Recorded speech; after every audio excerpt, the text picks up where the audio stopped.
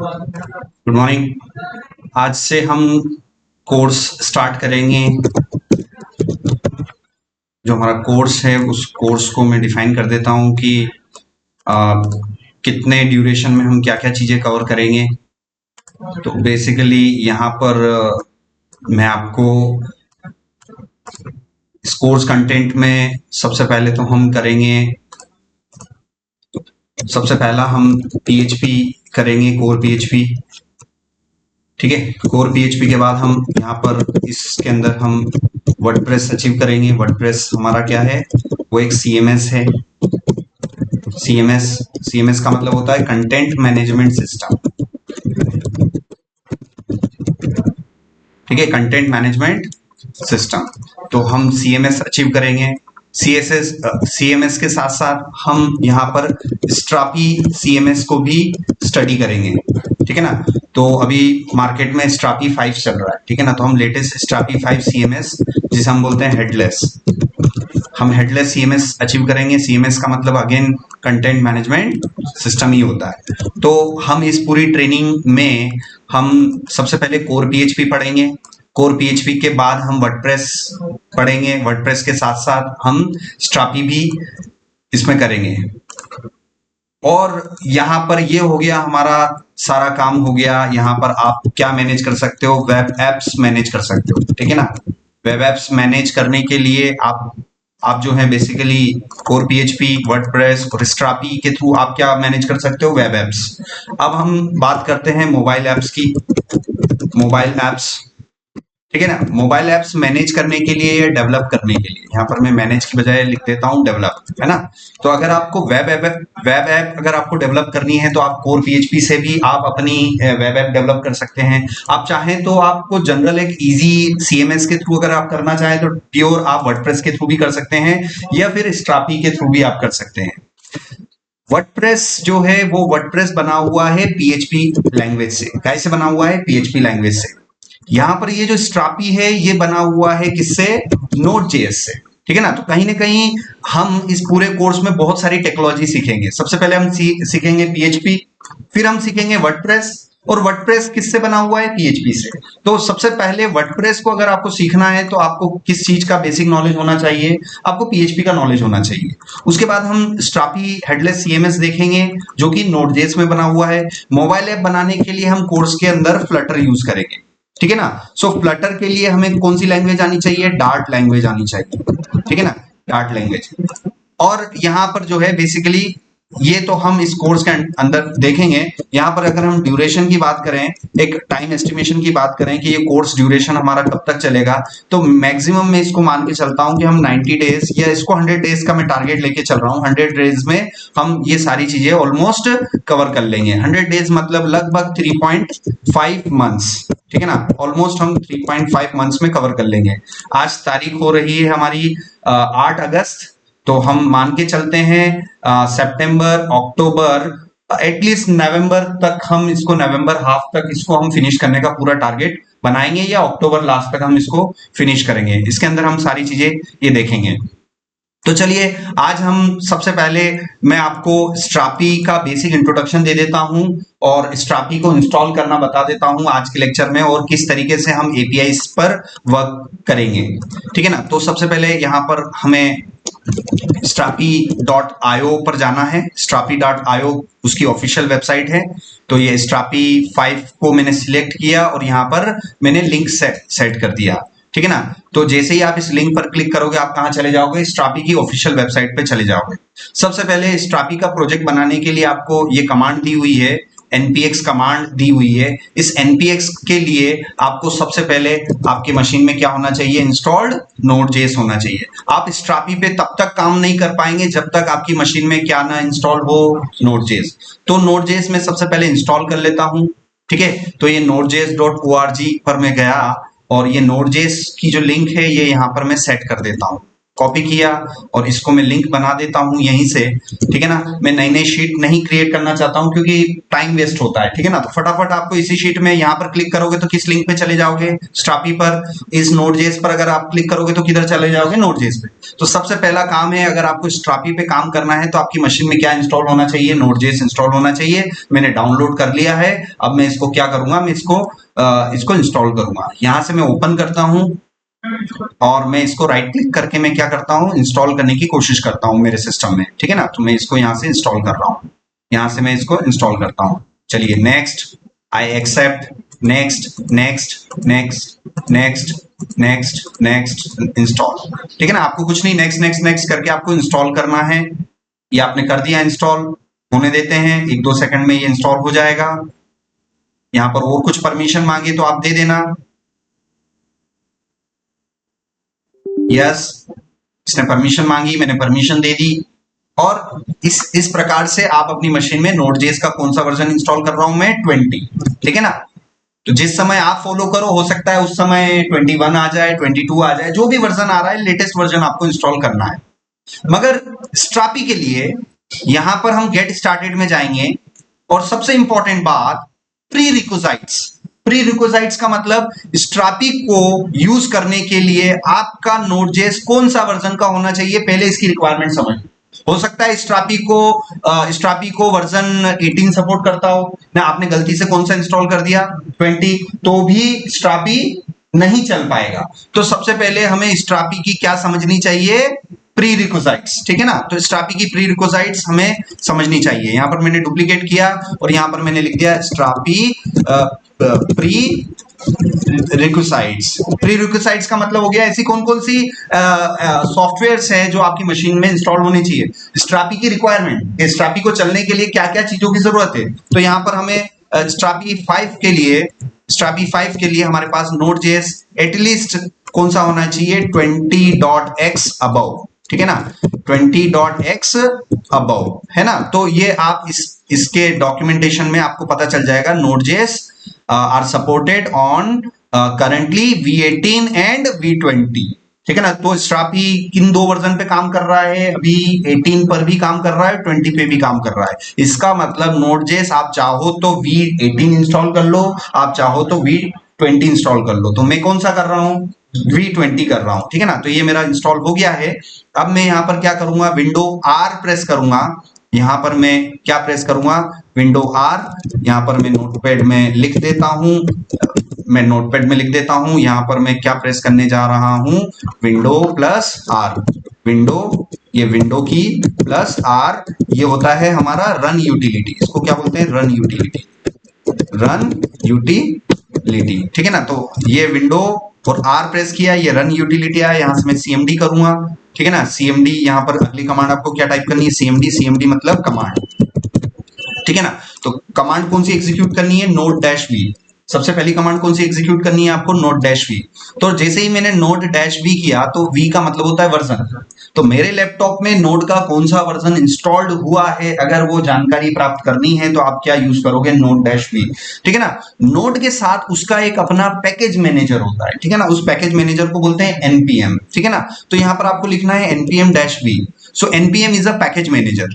यहां पर मैंने इसको कॉपी किया, अगली शीट पर मैं गया, यहां पर मैंने पेस्ट कर लिया। सबसे पहली कमांड मुझे क्या चलानी है, node-v, ठीक है ना। और उसके बाद npm क्या है, नोड पैकेज मैनेजर, ठीक है ना। ठीक है, सो मैंने यहां पर किस npm का वर्जन पता किया, ठीक है ना। npm का वर्जन मैंने यहां पर पता किया, ये सारी जानकारी मैं यहां पर कर रहा हूं, npm-v, यहाँ पर n स्मॉल में, ठीक है। उसके साथ साथ npm के साथ में एक और पैकेज मैनेजर होता है, उसको npx कहते हैं। क्या बोलते हैं, npx। तो npx is also a package manager. So npx, what is npx, node package execute, ठीक है ना। So it is also a package manager. So ये भी क्या है हमारा पैकेज मैनेजर, ये भी क्या है हमारा npx भी क्या है, वो भी पैकेज मैनेजर है, ठीक है ना। तो नोड के दो पैकेज मैनेजर होते हैं, एक तो npm और npx। आप चाहो तो प्रोजेक्ट को npx की सहायता से भी इंस्टॉल कर सकते हो, आप चाहो तो npm की सहायता से भी इंस्टॉल कर सकते हो।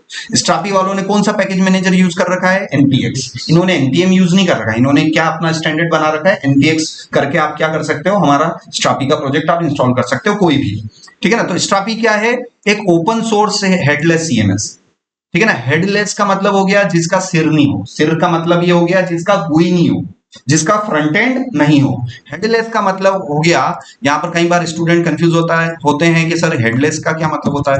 हेडलेस, ठीक है ना, हेडलेस का क्या मतलब हो गया, headless means headless headless means which don't have front end गुई, जिसका फ्रंट एंड गुई ना हो उसे हम बोलते हैं हेडलेस, ठीक है ना। तो कई बार मुझे भी कंफ्यूज होता था, मुझे भी ये टर्म समझ में नहीं आती थी, हेडलेस का मतलब क्या होता है। हेडलेस का मतलब ऐसा एप्लीकेशन जिसका फ्रंट एंड इंटरफेस ना हो, सिर्फ क्या हो, मैनेज करने के लिए बैक एंड का इंटरफेस हो, ठीक है ना। तो स्ट्रापी क्या है हमारा, हेडलेस सीएमएस है, स्ट्रापी इज अ हेडलेस सीएमएस, ठीक है ना। तो चलिए यहाँ पर हम स्ट्रापी के पहले प्रोजेक्ट को इंस्टॉल करते हैं। तो ये कमांड है। अब स्ट्रापी के प्रोजेक्ट को आप कहां इंस्टॉल करोगे, जनरली इंस्टॉल करने के लिए मैं इंस्टॉल करता हूं डी ड्राइव में। Where you will install the Strapi project, यहां पर मैंने अगला क्वेश्चन लिख दिया, यहां से इसी को मैं डुप्लीकेट कर लेता हूं, कंट्रोल सी कंट्रोल वी, और यहां पर मैं इंस्टॉल कर लेता हूं where you will install the Strapi, where to install Strapi project, ठीक है ना। कहां इंस्टॉल करोगे, जनरली मैं कहां पर इंस्टॉल करता हूं, डी ड्राइव में। क्यों, क्योंकि सी ड्राइव पर क्या होता है, हमारा ऑपरेटिंग सिस्टम होता है, ठीक है ना। सी ड्राइव पर हमारा क्या होता है, ऑपरेटिंग सिस्टम होता है। तो कई बार ऑपरेटिंग सिस्टम क्रैश हो जाता है तो आपका डाटा भी चले जाएगा। वो बात अलग है कि अगर आप गिट के थ्रू अपना सोर्स कोड ऑनलाइन मैनेज कर रहे हो तो आपका डाटा हमेशा सुरक्षित रहेगा, उससे कोई फर्क नहीं पड़ता कि आप सी पे बनाओ कि डी पे बनाओ। बट जनरल मेरा स्टैंडर्ड क्या है, मैं हमेशा सी पर, कभी मैं कोई सा भी प्रोजेक्ट सी ड्राइव पे स्टोर नहीं करता हूं, ये मेरा स्टाइल है। आपको भी मेरा स्टाइल फॉलो करना है, आपको अपनी डी ड्राइव, ई ड्राइव, जो भी ड्राइव आपकी अवेलेबल है, खाली है, उसमें जाना है, उसमें एक फोल्डर बना लेना स्ट्रापी प्रोजेक्ट नाम से, स्ट्रापी प्रोजेक्ट्स, ठीक है ना। स्ट्रापी प्रोजेक्ट्स नाम से मैंने क्या बनाया, फोल्डर। इसका मतलब आज के बाद मैं जितने भी स्ट्रापी के प्रोजेक्ट इंस्टॉल करूंगा वो इसी फोल्डर के अंदर करूंगा। तो यहां पर मैं जाऊंगा, अब यहां पर मेरे पास एक गिट बैश हियर करके ये ऑप्शन आ रहा है, ठीक है ना। ये ऑप्शन आपको आएगा जब आप इसको क्या करोगे, गिट एससीएम आप इंस्टॉल करोगे। यहां पर आपको जाना है, गिट एससीएम आपको इंस्टॉल करना पड़ेगा। यहां पर गए, ठीक है ना।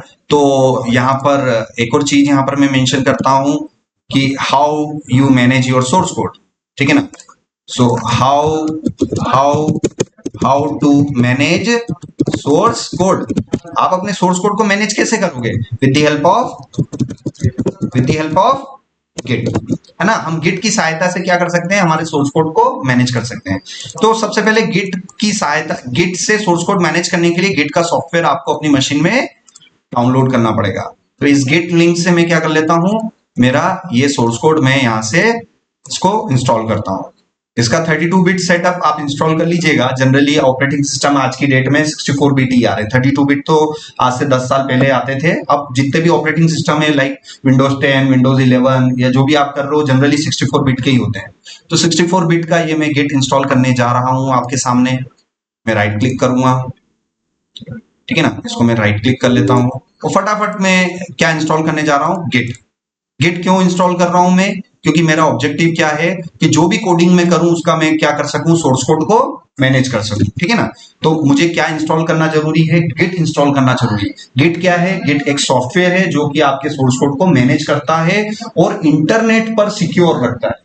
मान लो आज आप किसी प्रोजेक्ट पे काम कर रहे हो, किसी क्लाइंट का प्रोजेक्ट का काम कर रहे हो और वो आप उसका कोड मैनेज नहीं कर रहे हो, इंटरनेट पे नहीं रख रहे हो उसकी एक कॉपी, किसी दिन आपका लैपटॉप क्रैश हो गया तो आपका सारा सोर्स कोड खत्म। तो एक अच्छे सॉफ्टवेयर इंजीनियर हमेशा अपना कोडिंग को कहां मैनेज करके रखते हैं, इंटरनेट पर, किसकी सहायता से, गिट के थ्रू, ठीक है ना। तो हम भी सबसे पहली स्किल हम क्या सीखेंगे साथ साथ में, यहाँ पर मैं कोर्स कंटेंट के बारे में बता देता हूं कि यहाँ पर हम इसके साथ साथ हम क्या सीखेंगे, गिट भी सीखेंगे। गिट क्या काम करेगा हमारा, source code management, source code ये मैनेजमेंट, ठीक है ना। तो इसके साथ साथ मैं गिट भी इंस्टॉल कर रहा हूँ, ठीक है ना। तो कंट्रोल जे किया मैंने और लगभग मैंने अपना ये इंस्टॉल कर दिया था, ठीक है ना। Next next next next next next next next next, कुछ नहीं करना है, नेक्स्ट नेक्स्ट नेक्स्ट करना है आपको, ठीक है ना। नेक्स्ट नेक्स्ट नेक्स्ट और सारा सोर्स कोड मेरा इंस्टॉल हो जाएगा, ठीक है ना। ये इंस्टॉल हो रहा है,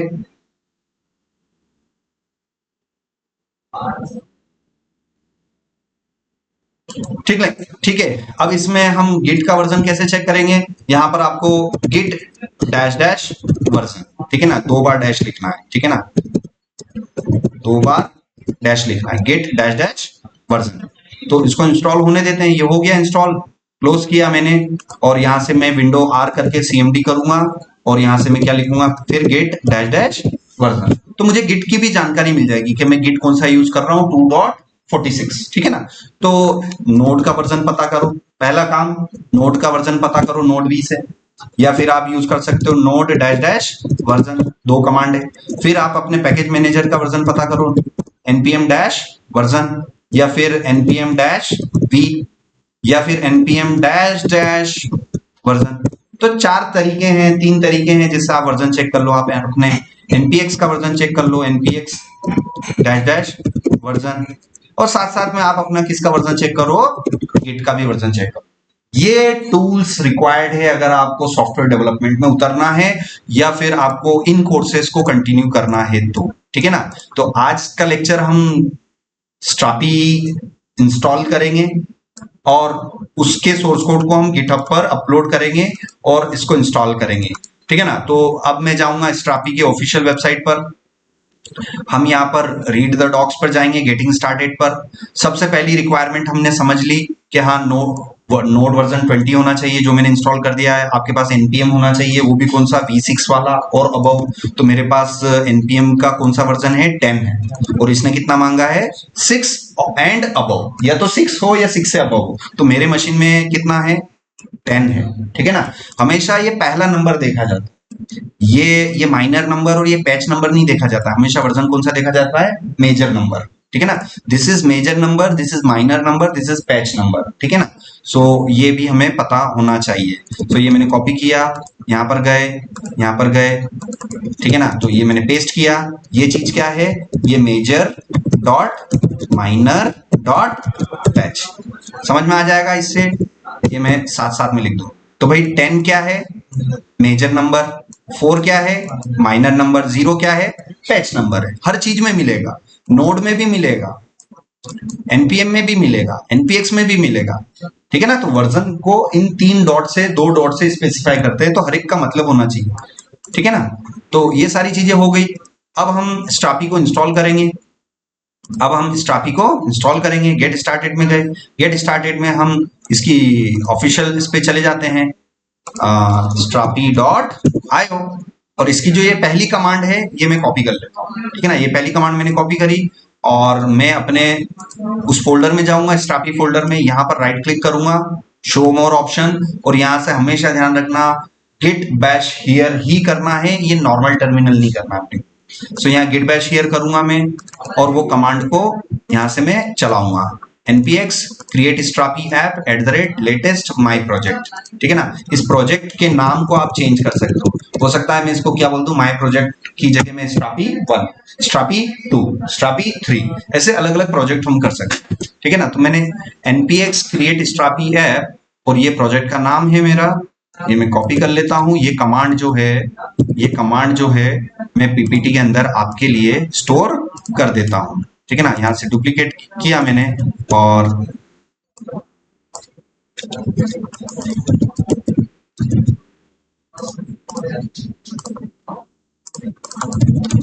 हाउ टू इंस्टॉल स्ट्रापी, ठीक है ना। तो ये मैंने कमांड आपको दे दी है, ठीक है। सो यहां पर मैं गया और ये ले लिया मैंने, यहां से हम थोड़ा सा वेट कर रहे हैं।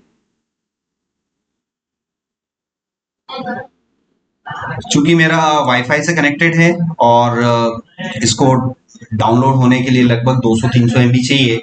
अगर ये कमांड आप अपने मोबाइल के हॉटस्पॉट से कर रहे हो तो थोड़ा टाइम ज्यादा लग जाएगा आपको, क्योंकि मेरा तो क्या है, वाईफाई है, 5G का वाईफाई है, मुझे स्पीड फास्ट मिलती है, इसलिए ये फटाफट मेरे केस में हो जाएगा। मगर अगर आप मोबाइल के हॉटस्पॉट से अगर ये चला रहे हो और ये कमांड चलाओगे तो उसको डाउनलोड होने में लगभग 10 से 15 मिनट लग जाएंगे, और लगभग 400 MB का प्रोजेक्ट है। तो आपके अगर 1 GB पर डे मिल रहा है तो उस हिसाब से इस कमांड को एक बार चलाना है, दिन में 2-3 बार चला दी तो आपका 1 GB कंज्यूम हो जाएगा। समझ में आ रहा है ना? तो ये थोड़ा ज्यादा पैकेजेस लेके आता है। तो यहाँ पर एक चीज हम देख रहे हैं कि ये स्ट्रापी का वर्जन 4.25.7 लेके आ रहा है। सो यहाँ से मैं ये भी पता कर सकता हूँ स्ट्रापी का भी कौन सा वर्जन चल रहा है। तो मैं कैसे पता करता हूँ, स्ट्रापी स्पेस गिटहब लिखता हूँ, सिर्फ 2 वर्ड लिखता हूँ, इसकी गिटहब की रिपोजिटरी आ जाती है, और इसकी गिटहब की रिपोजिटरी पर स्ट्रापी का अभी जो लेटेस्ट वर्जन ये चल रहा है 4.25.7, ठीक है ना। अगर मैं इस रिलीज पर जाऊं तो 4.25.7 भी चल रहा है, और इसके अगर रिलीज टैब पर मैं जाऊं तो स्ट्रापी के 5 वर्जन की भी तैयारी चल रही है। आने वाले 2-3-5 दिनों में, 10 दिन के अंदर अंदर स्ट्रापी का कौन सा वर्जन लॉन्च हो जाएगा, 5 भी हो जाएगा। सो यहाँ पर मैं इन्वेस्टिगेट कर लेता हूँ हाउ टू इंस्टॉल स्ट्रापी, कौन सा, स्ट्रापी 5, ठीक है ना। तो कहीं ना कहीं यहाँ पर हमें रेफरेंसेस मिल सकते हैं। सो वो हमें इन्वेस्टिगेट करना पड़ेगा कि हम स्ट्रापी का कौन सा करेंगे। तो यहाँ पर अब बोल रहा है ये क्विक स्टार्ट, तो यहाँ पर मैं क्विक स्टार्ट ही कर लेता हूँ, ठीक है ना। सो स्टार्ट योर स्किप,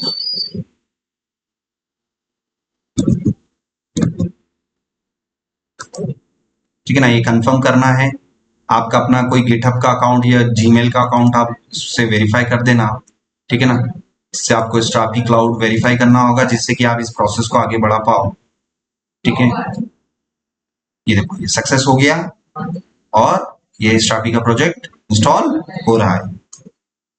तो स्ट्रापी क्या करता है, हर अपने कस्टमर को ऑथेंटिकेट करता है, तो ये उसका ऑथेंटिकेशन प्रोसेस है। अगर आप उसको जीमेल से और उससे गिट से आप कर लोगे तो वो क्या करेगा, ऑथेंटिकेशन सक्सेसफुल कर देगा और आगे बढ़ जाएगा, और स्ट्रापी को क्या कर देगा, इंस्टॉल कर देगा। सबसे बड़ी बात, स्ट्रापी ओपन सोर्स है, फ्री है ना, इसका कोई लाइसेंसिंग कॉस्ट नहीं है। तो ये देखो ये लॉगिन हो गया, तो स्ट्रापी इज ओपन सोर्स। यहाँ पर अगर हम पीएचपी की बात करें तो पीएचपी क्या है, बिल्कुल फ्री। फ्री का मतलब ओपन सोर्स, ओपन सोर्स है। ये वर्डप्रेस क्या है, ये भी ओपन सोर्स है, फ्री है, इसका कोई पैसा नहीं लगेगा। स्ट्रापी भी क्या है, फ्री है, ओपन सोर्स है, ठीक है ना। तो इन फ्री टेक्नोलॉजी को यूज करके आप क्लाइंट से या अपने कंपनी में जिसमें भी काम कर रहे हो, इन ओपन सोर्स टेक्नोलॉजी से खूब सारा पैसा बना सकते हैं, ठीक है ना। माइक्रोसॉफ्ट .NET है, दूसरी टेक्नोलॉजी है, ओरेकल है, जावा है, ये प्रोप्राइटर सॉफ्टवेयर है। इनमें सॉफ्टवेयर इंजीनियर सॉफ्टवेयर बना तो सकते हैं, मगर उसका कमर्शियली उसको एक्सपांड नहीं कर सकते। तो ओपन सोर्स के लिए तो हमेशा ये रहता है कि आप उसके थ्रू सॉफ्टवेयर बना के मार्केट में आप सेल कर सकते हो, ठीक है ना। तो हमारे पास कोई भी लीगल इश्यू नहीं होता है, ये एक बड़ी इसमें बात है।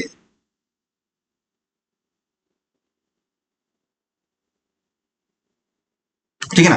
हो सकता है मैं चैट से पूछूं कि हाउ टू इंस्टॉल स्ट्रापी 5, इसने अगर अपने नॉलेज को अपडेट कर दिया हो तो मैं यहां से पूछ सकता हूं हाउ टू इंस्टॉल स्ट्रापी 5, ठीक है ना। तो स्ट्रापी 5 के लिए क्या करना है वो ये बता देगा। शायद इसने अगर अपना नॉलेज अपडेट कर रखा हो तो ये बता दे, मगर ये कि यही कमांड मैंने भी चलाई, मगर यही कमांड चलाने से मेरे मशीन में स्ट्रापी कौन सा इंस्टॉल हुआ, 4, मगर मुझे चाहिए कौन सा, 5 चाहिए। तो स्ट्रापी का ये जो भी बता रहा है ये चैट का नॉलेज हमेशा अप टू डेट होता है कि 1 ईयर पुराना होता है, लगभग थोड़ा 1 ईयर 6 मंथ पुराना ही होता है। तो जो भी चीज आप चैट पर सर्च कर रहे हो तो ये मान के चलिए कि वो बिल्कुल अप टू डेट नहीं रहता है ना। तो कई बार आपको चैट पे सॉल्यूशन मिल भी जाता है, कई बार आपको गूगल पे जा जाके ढूंढना पड़ता है, ठीक है ना। तो ये इंस्टॉल हो गया, ये देखो स्ट्रापी इंस्टॉल हो गया, ठीक है ना। ये मेरा URL है। अब यहाँ पर आप अपनी डिटेल्स दे दीजिए, anil@gmail.com, ठीक है ना। जो ईमेल है वो के वही पासवर्ड, ए कैपिटल, ठीक है ना। तो $100 ये मैंने किया, keep me update, get started, यहाँ पर एटलीस्ट 1 नंबर anil@gmail.com 123, ठीक है ना, ये के मैंने यहाँ दे दिया। तो अपने हिसाब से आप दे सकते हो। गेट स्टार्टेड, अपडेट पासवर्ड, जो आप जिस रोल पर हो कंपनी के अंदर, तो वो रोल आपने डिफाइन कर लिया और फटाफट आपने कौन सा वर्जन इंस्टॉल कर लिया, आपका 4.25.7, ठीक है ना। तो थोड़ा सा आप रिसर्च करना कि हम 5 को कैसे इंस्टॉल करें, तो 5 के लिए भी सॉल्यूशन होगा, बट अभी मैं 4 का मैं आपको बता देता हूँ, ठीक है। तो यहाँ पर सबसे पहले तो हमारे पास होते हैं, सबसे पहले हमारे पास होता है कंटेंट मैनेजर। इस कंटेंट मैनेजर में आप अपने कंटेंट को सेव कर सकते हो। मान लीजिए आपको आपको किसी प्रोडक्ट, आपको ई कॉमर्स वेबसाइट बनानी है और आपको प्रोडक्ट स्टोर करने हैं, तो उसके लिए आप क्या जाओगे, कंटेंट बिल्डर में जाओगे, क्रिएट न्यू कलेक्शन पे जाओगे और आप अपने प्रोडक्ट्स को यहाँ पर सेव करोगे। और कोई भी प्रोडक्ट बनाने के लिए रेफरेंस होना चाहिए। आप फ्लिपकार्ट ओपन कर लीजिए, ठीक है ना, फ्लिपकार्ट ओपन कर लीजिए, कोई भी प्रोडक्ट का डिटेल पेज चले जाइए, किसी भी प्रोडक्ट के डिटेल पेज पे चले जाइए।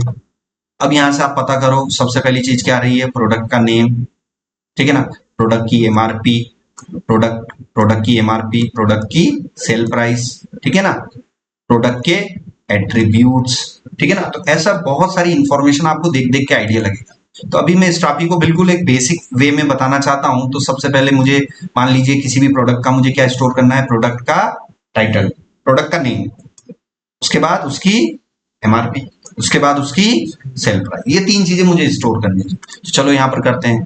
तो मुझे कलेक्शन कौन सा लेना है, प्रोडक्ट, क्योंकि प्रोडक्ट स्टोर करने हैं। प्रोडक्ट क्या हो सकते हैं, प्रोडक्ट या तो मोबाइल हो, या लैपटॉप हो, या एसी हो, फ्रिज हो, कोई भी किसी भी कैटेगरी के किस में आ सकते हैं, वो जनरल प्रोडक्ट कैटेगरी में आएंगे। तो यहां से मैं प्रोडक्ट लिया, ये सिंगुलर फॉर्मेट है, ये प्लूरल फॉर्मेट। अगर मैं यहाँ प्रोडक्ट्स ले लूं तो सिंगुलर फॉर्मेट में लास्ट में ऑटोमेटिकली क्या ऐड कर रहा है, वो एस ऐड कर रहा है। इसका मतलब यहाँ पर मुझे एस नहीं लेना है। तो सिंगुलर देखो प्रोडक्ट आ गया और प्लूरल क्या आ गया, प्रोडक्ट्स आ गया। तो यहाँ पर डिस्प्ले नेम में कभी भी एस नहीं लगाना है, सिंगुलर फॉर्मेट में देना। अब मैं इसको कंटिन्यू किया। अब इसके अंदर मुझे क्या क्या चीजें स्टोर करनी है, प्रोडक्ट नेम, एमआरपी और सेल प्राइस, 3 चीजें स्टोर करनी है। तो प्रोडक्ट नेम के लिए टेक्स्ट, तो यहाँ टेक्स्ट ले लिया। तो यहाँ पर मैं बोल देता हूँ, फील्ड का नाम क्या हो गया, प्रोडक्ट अंडरस्कोर नेम, ये फील्ड का नाम हो गया, है ना। ये शॉर्ट टेक्स्ट ले लिया क्योंकि ये कोई बहुत बड़ा टेक्स्ट तो है नहीं, ठीक है ना। तो मैं इसको शॉर्ट टेक्स्ट ले लिया और इसको मैं क्या दे देता हूँ, कंपलसरी, ठीक है ना, कंपलसरी दे दिया। अनदर फील्ड मुझे क्या लेनी है, एमआरपी, ठीक है ना। तो यहाँ पर मैंने एमआरपी, एक नंबर है एमआरपी, फॉर्मेट डेसिमल होगा, क्योंकि हो सकता है कोई प्रोडक्ट 100 रुपये 50 पैसे का हो, या 15,999 50 पैसे का हो। तो प्राइस डेसिमल में आने की पॉसिबिलिटी 100%, ठीक है ना। इसलिए यहाँ पर मैं डेटा टाइप में क्या लूंगा, डेसिमल, ठीक है ना। और यहाँ से एमआरपी, उसकी डिफॉल्ट वैल्यू आप देना चाहें तो ठीक है। क्या हर प्रोडक्ट की एमआरपी देनी है, बिल्कुल देनी है। अनदर फील्ड नंबर और सेल प्राइस, सेल प्राइस भी क्या होगा, डेसिमल। एडवांस में गए, रिक्वायर्ड फील्ड होगी, ये फिनिश किया, सेव। जैसे ही मेरा कलेक्शन बनेगा,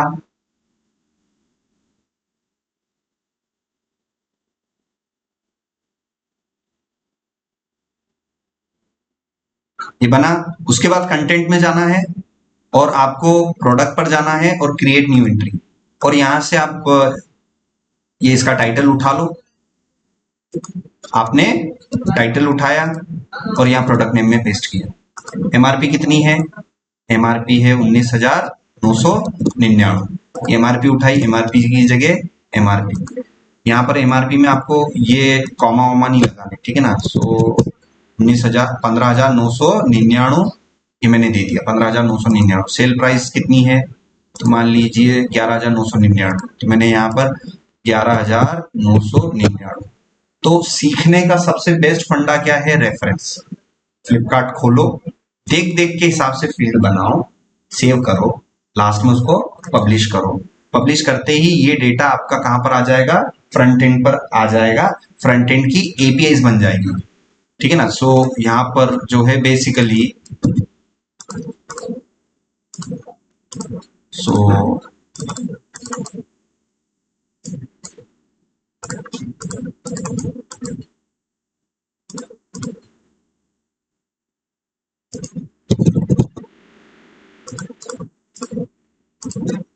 स्ट्रापी क्या करता है, स्ट्रापी क्रिएट एपीआईज वेरी क्विकली, ठीक है ना। स्ट्रापी एपीआईज बना देता है 1-2 सेकंड के अंदर। आपने कलेक्शन बनाया और आपकी एपीआई रेडी। क्या कोई मुझे कोड करना पड़ा? कुछ नहीं। टोटल मुझे जो मैनेज करना है वो गुई, गुई कौन सा वाला, स्ट्रापी का गुई, बैकएंड गुई। तो स्ट्रापी बहुत इजी है और 100% सीखना चाहिए, ठीक है ना। क्योंकि कई बार क्या होता है कि बहुत सारे ऐसे कस्टमर होते हैं जिनका बजट लो होता है और उनको सिर्फ मोबाइल ऐप्स चाहिए होती है और एक बैकएंड का एक चलता फिरता इंटरफेस चाहिए होता है। तो मैं अपने कस्टमर्स को क्या दे देता हूँ, स्ट्रापी बैकएंड दे देता हूँ और मोबाइल ऐप दे देते हैं। फॉर एग्जांपल ये मेरा मोबाइल है तो मैं उनको मोबाइल ऐप्स दे देता हूँ। जिनका बजट कम होता है 20,000 30,000 तक का बजट रहता है तो उनको फिर हम बैकएंड कौन सा देते हैं, स्ट्रापी। और फ्रंट एंड में हम ऐप किसके अंदर बना देते हैं, हम उनको बना के दे देते हैं किसके अंदर, हमारे फ्लटर के अंदर, ठीक है ना।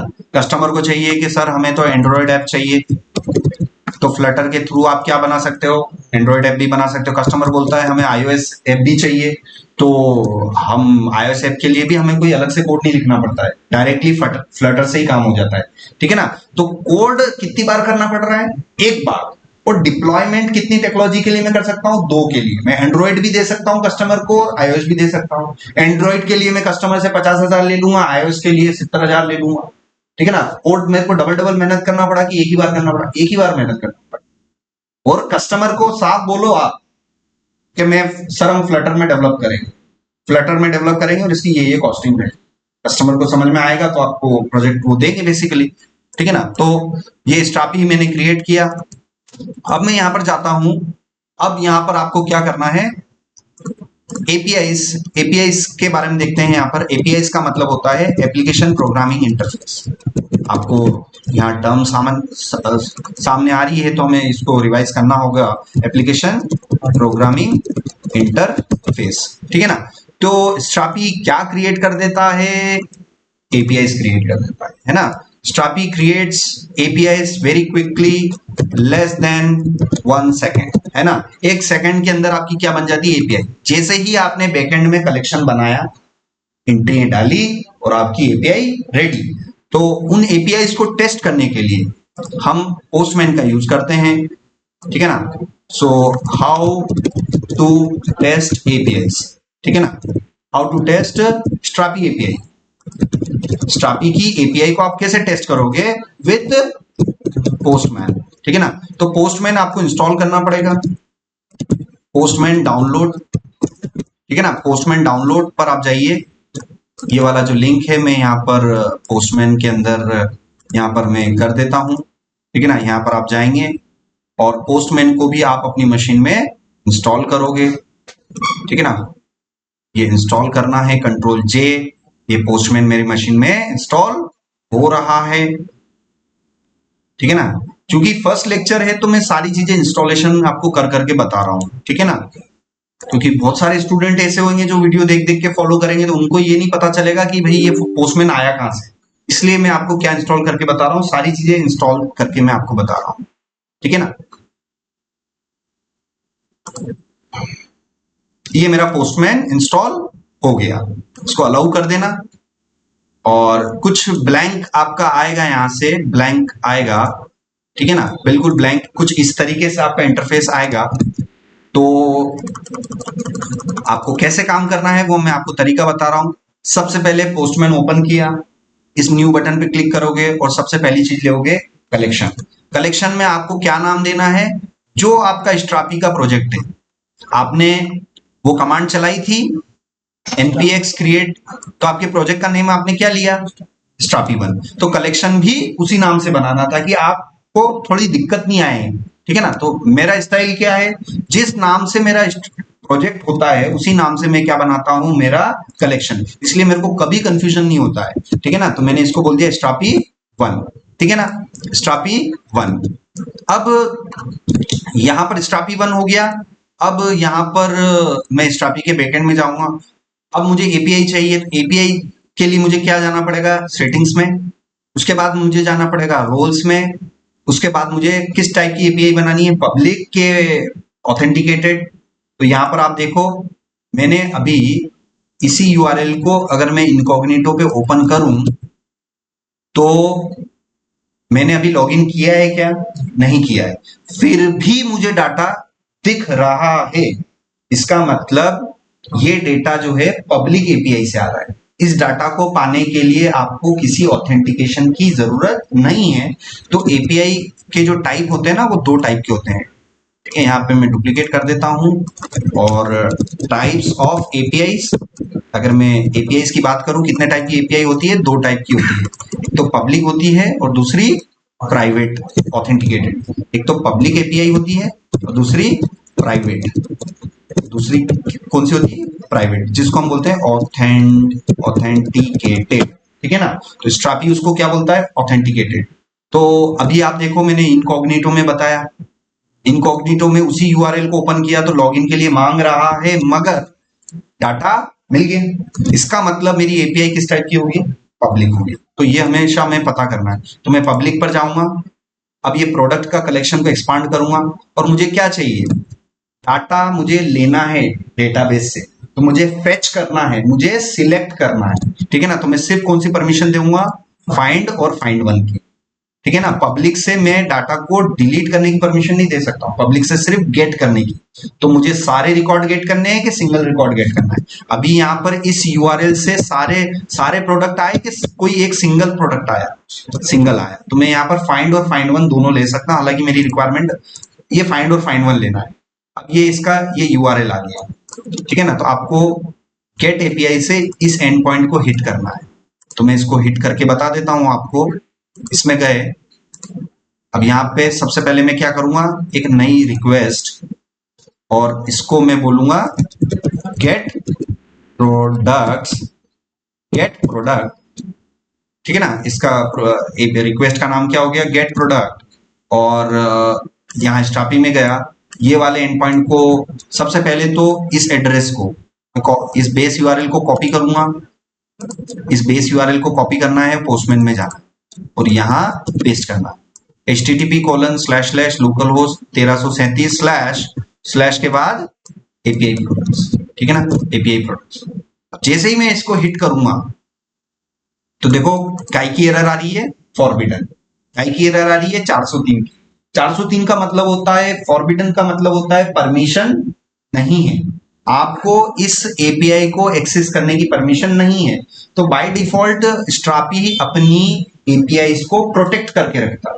तो मुझे एपीआई को किस टाइप के बनानी है, पब्लिक बनानी है। तो आपको जाके क्या करना पड़ेगा, सेव। जब तक आप सेव बटन पे क्लिक नहीं करोगे तब तक आपकी एपीआई किस मोड में रहेगी, पब्लिक के प्राइवेट, प्राइवेट।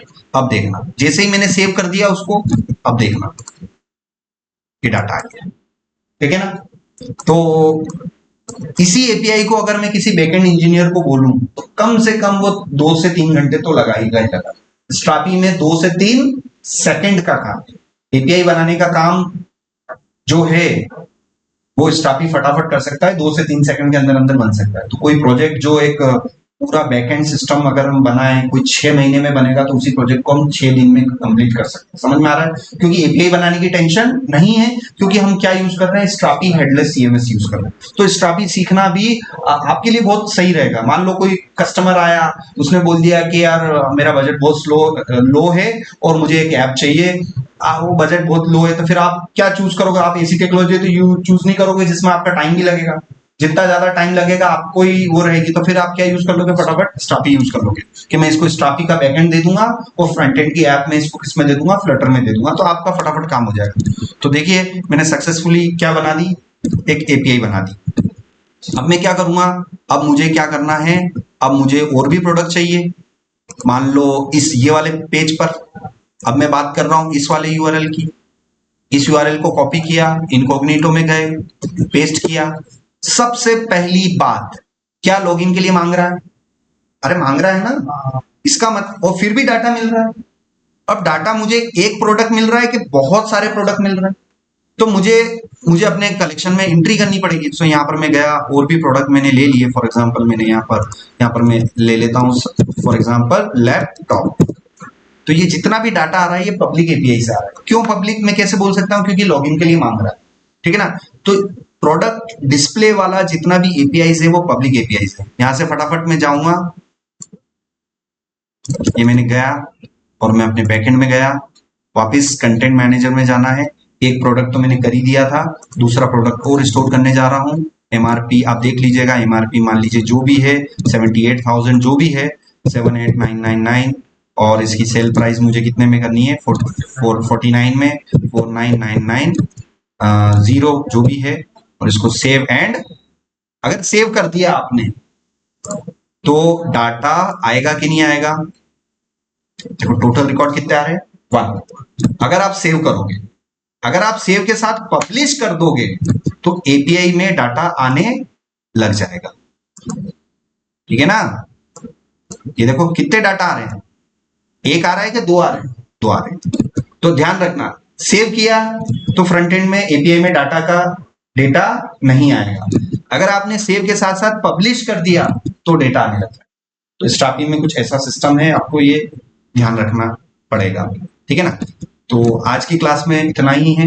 स्ट्रापी इंस्टॉल करना है और मैं ग्रुप बना देता हूं और उस ग्रुप के अंदर आप इसको मुझे सेंड करना सारे मैसेजेस और ये सारी चीजें कि सर इतना आपने जितना बताया उतना उतना मैंने भी कर लिया है।